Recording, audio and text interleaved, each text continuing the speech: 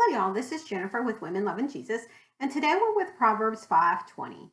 Why should you be intoxicated, my son, with a forbidden woman and embrace the bosom of an adulteress?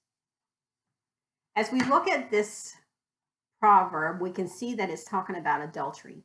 We can see that it's saying that there can be this major temptation that's almost overwhelming with emotion to follow into an adultery with a woman. And of course, this can be an adultery with a woman doing with a man also. And that we're coming against God's law because we are not supposed to participate in any type of adultery or affair in our relationships.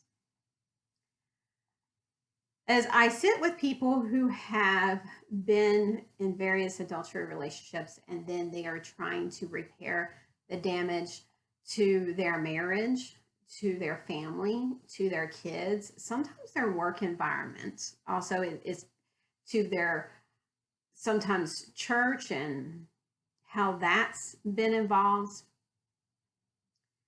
Something I hear often is, if I would have known all this was going to happen, I would have run the other direction.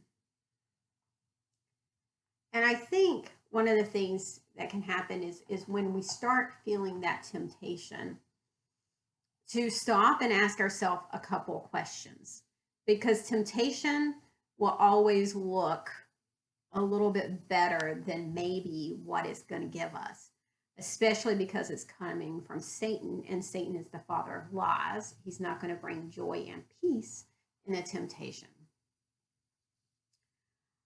The questions that we can ask ourselves is, number one, how will this affect my life if this continues for a year, for 2 years, or 5 years?